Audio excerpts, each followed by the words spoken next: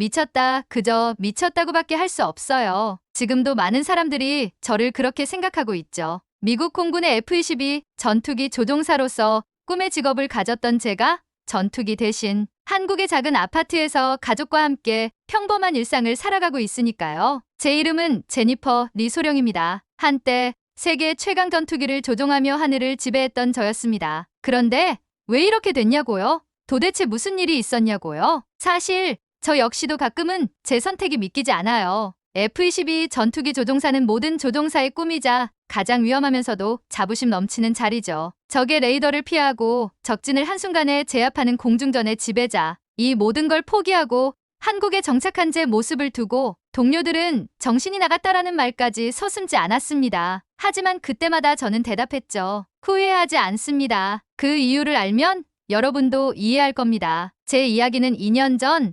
한미합동공군 훈련에서 시작되었습니다. 저는 합동훈련에 참가하기 위해 한국에 파견되었고 이때 강우대위를 처음 만났습니다. 첫인상은 솔직히 별로였습니다. 엄격하고 군기가 바짝 든 전투기 조종사답지 않게 그는 훈련 시작 전 제게 환영합니다라며 전통한과 세트를 건네며 웃더군요. 군인다운 모습과는 거리가 멀었죠. 이게 뭐지? 라는 생각이 들었습니다. 첫날부터 낯선 분위기가 당황스러웠어요. 미국에서는 상상도 못할 일이었거든요. 저희 부대에서는 전투 준비가 먼저였고 인사나 환영식 따위는 없었으니까요. 하지만 강우대위는 한사코 한국에서는 이렇게 환영 인사를 전합니다라며 미소를 잃지 않았습니다. 그 미소가 자꾸 머릿속에 맴돌았죠. 훈련 3일째 갑작스러운 기체 고장이 발생했습니다. F-22는 고도의 기술로 무장한 최첨단 전투기지만 기계적 결함은 피할 수 없죠. 공중에서 고장 신호를 확인하는 순간 심장이 얼어붙는 것 같았습니다. 무슨 일이 일어날지 모르는 상황이었죠. 그때 강우대위의 목소리가 무전으로 들려왔습니다. 소령님, 침착하게 대처합시다. 저희가 곧 지원하겠습니다. 그는 곧바로 지휘소에 연락하여 정비팀을 호출했고 다른 전투기들이 제 주변을 방어하도록 유도했습니다. 전투 중에도 끝까지 안전이 우선이라는 말을 반복하며 저를 안심시키려 했습니다. 위급 상황이 지나고 나서도 그의 말이 계속 맴돌았습니다. 안전이 우선입니다. 미국 공군에서는 가장 먼저 임무 완수가 우선이었습니다. 기체 고장? 그건 파일럿의 책임이었죠. 하지만 강우대위는 그 순간에도 사람을 먼저 생각했습니다. 훈련 이후 그는 저를 찾아와 소령님, 무사해서 다행입니다라고 인사를 건넸습니다. 그날 밤 숙소로 돌아와 혼자 생각했습니다. 대체 왜 저 사람은 저렇게 여유로운 걸까? 한독군은 왜 이렇게 인간적인 걸까? 강우대위의 미소와 그의 태도가 이해되지 않았어요. 저는 전투와 임무 수행에 익숙한 군인이었는데 그와의 만남은 저를 혼란스럽게 만들었습니다. 그러던 중 한국공군 부대에서 저를 환영하는 작은 행사가 있었습니다. 강우대위와 몇몇 한국 조종사들이 직접 준비한 음식들을 가져와 환영합니다라며 건배를 제안했습니다. 상상도 못할 풍경이었어요. 군복을 입고 함께 음식을 나누고 웃으며 대화를 나누는 분위기. 저는 어리둥절하면서도 묘한 안도감을 느꼈습니다. 강우대위는 그 자리에서 제게 물었습니다. 소령님, 한국 생활은 좀 적응되셨나요? 저는 잠시 머뭇거리다 솔직하게 대답했습니다. 아직 낯설고 어색해요. 미국에서는 이런 분위기를 경험해 본 적이 없거든요. 그는 웃으며 말했습니다. 괜찮습니다. 천천히 익숙해지실 거예요. 한국에서는 함께 어울리는 게 중요하니까요. 그날 밤 저는 잠을 이루지 못했습니다. 강우대위의 태도와 한국 공군의 문화가 저를 깊이 생각하게 만들었죠. 이게 정말 군인이 맞을까?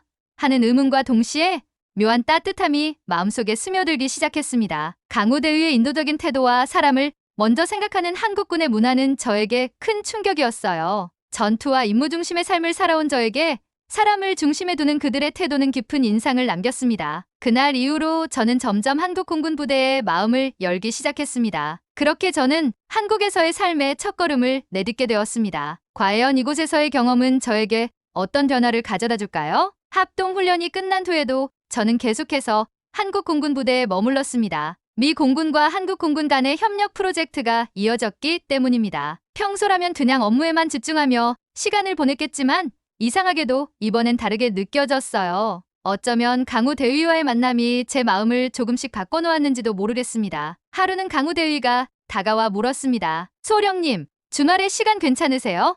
서울 구경 한번 가보시는 건 어때요? 저는 잠시 망설였지만 솔직히 한국이라는 나라가 점점 더 궁금해지던 참이었습니다. 좋아요. 함께 가죠. 그렇게 저는 처음으로 강우대위와 서울로 향하게 되었습니다. 서울에 도착하자마자 가장 먼저 느낀 것은 활기찬 거리와 사람들의 표정이었습니다. 강우대위는 저를 이끌고 전통시장으로 데려갔습니다. 다양한 음식 냄새와 사람들의 웃음소리가 어우러진 공간에서 저는 마치 다른 세계에 온 것 같았습니다. 이게 바로 떡볶이예요. 매콤하지만 한번 먹어보세요. 강우대위가 종이컵에 담긴 빨간 음식을 건네며 웃었습니다. 매워 보였지만 호기심에 한 입 먹어보았죠. 예상보다 더 매워서 눈물이 날 뻔했지만 그 안에 묘한 단맛이 섞여 있어 한 입 두 입 계속 먹게 되었습니다. 어때요? 생각보다 괜찮죠? 매운데 맛있어요. 강우대위는 그 말을 듣고 크게 웃었습니다. 시장 곳곳을 둘러보며 다양한 전통 음식을 맛본 후 우리는 한강공원으로 향했습니다. 그곳에서 돗자리를 펴고 휴식을 취하는 가족들, 자전거를 타고 한강을 누비는 사람들을 보니 참 평화롭다는 생각이 들었습니다. 미국에서는 군인으로서의 삶이 곧 일상이었고 언제나 긴장 상태로 살아왔으니까요.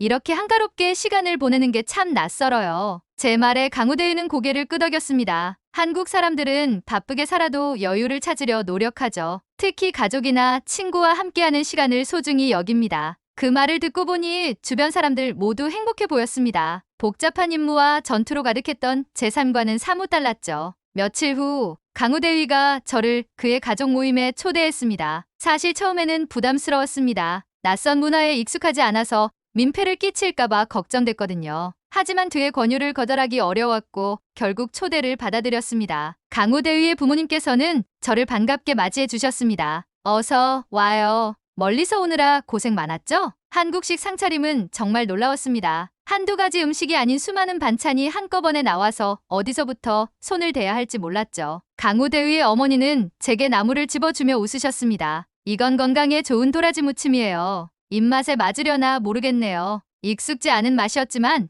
그 정성만큼은 확실히 느껴졌습니다. 식사 도중 강우대위의 아버지가 물었습니다. 제니퍼 소령님, 미국에서도 이렇게 가족끼리 자주 모이나요? 저는 잠시 생각하다 대답했습니다. 솔직히 이렇게 자주 모이진 않아요. 가족이 뿔뿔이 흩어져 사는 경우가 많아서요. 강우대위의 어머니가 고개를 끄덕이며 말했습니다. 아무래도 그런 문화 차이가 있겠죠. 그래도 오늘은 가족처럼 함께해요. 그 따뜻한 한마디에 제 마음이 사르르 녹았습니다. 저는 한국에 오기 전까지 군인으로서의 사명감과 전투기 조종사로서의 자부심만을 중요하게 여겼습니다. 하지만 강우대위와 그의 가족을 통해 사람과 사람 사이의 관계가 얼마나 큰 힘이 되는지 처음 느꼈어요. 그날 밤 강우대위와 마당에서 조용히 이야기를 나눴습니다. 소령님, 한국 생활이 많이 낯설죠? 네.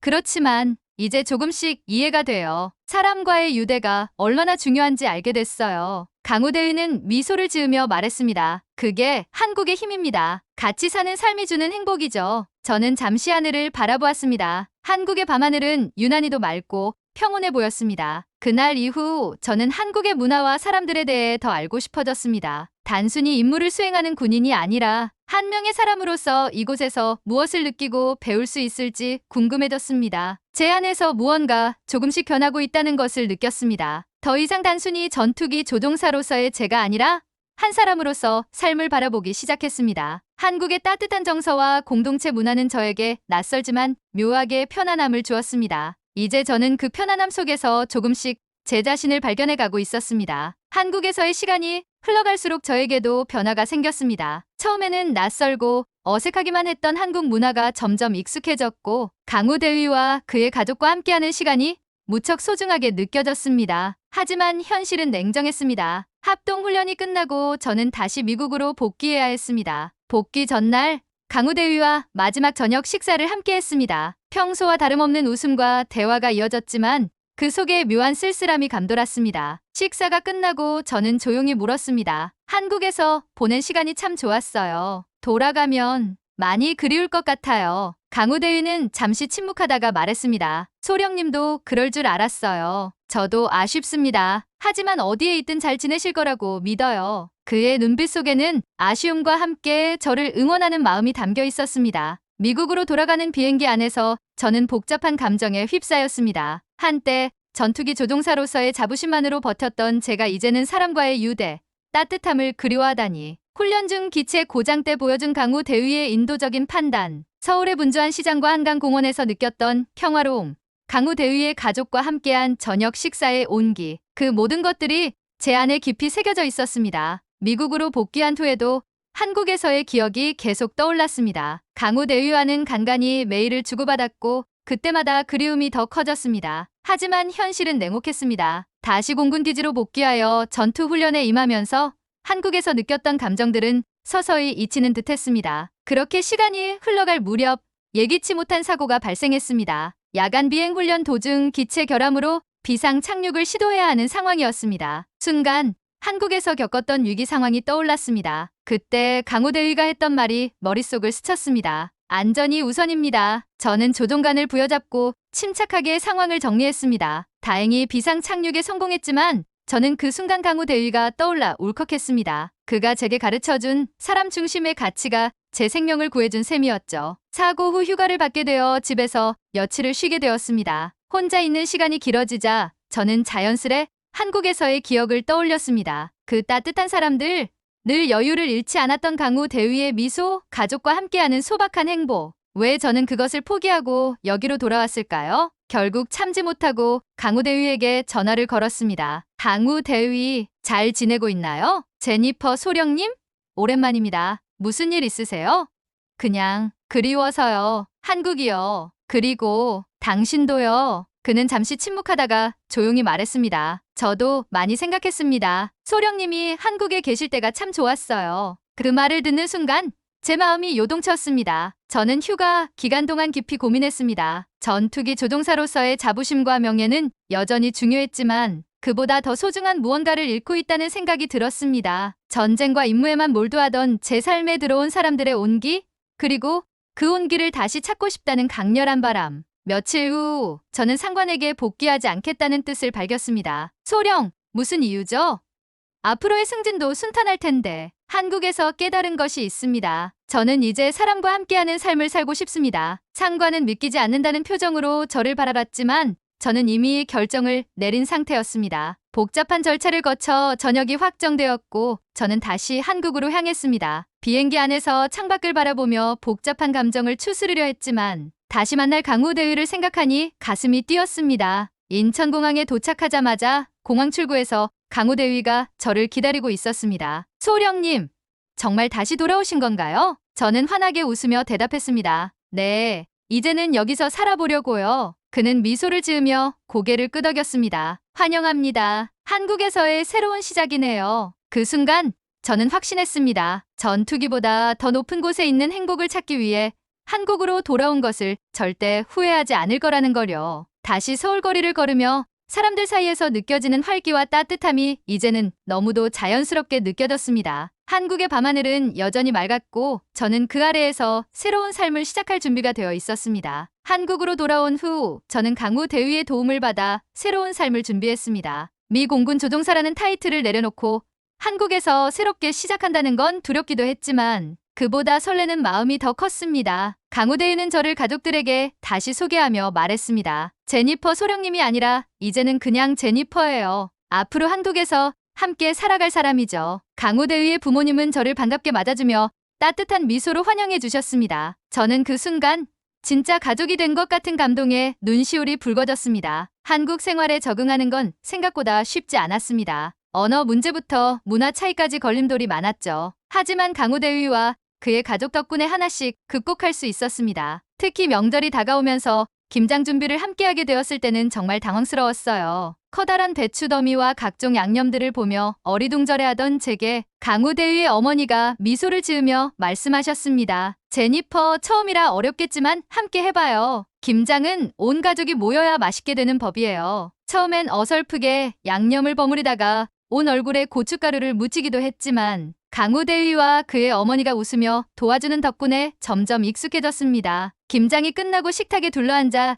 갓 담근 김치를 맛보았을 때 그 깊고 시원한 맛에 저도 모르게 감탄이 나왔습니다. 정말 맛있네요. 이렇게 함께 만들다 보니 더 특별한 것 같아요. 강우 대위의 어머니가 환하게 웃으며 말씀하셨습니다. 이제 제니퍼도 우리 가족이니까요. 함께한 김장이니 더 맛있죠. 그 말에 제 마음이 따뜻해졌습니다. 한편 한국에서의 생활을 이어가기 위해 직업도 필요했습니다. 전투기 조종 경험을 살려 한미 항공우주협력 회사에 지원했고 다행히 채용되었습니다. 회사에서 국제협력 업무를 맡게 되었는데 한국과 미국의 공군 기술 교류를 돕는 역할이었습니다. 저의 경력을 인정받은 덕분에 금세 적응할 수 있었습니다. 어느 날 강우대위가 퇴근 후 저를 공원으로 불렀습니다. 한강이 보이는 벤치에 나란히 앉아 바람을 느끼며 그는 조심스럽게 말을 꺼냈습니다. 제니퍼, 이제 한국 생활이 많이 익숙해졌나요? 저는 미소를 지으며 대답했습니다. 네, 처음엔 낯설었지만 이제는 집처럼 느껴져요. 그는 한동안 말없이 강을 바라보다가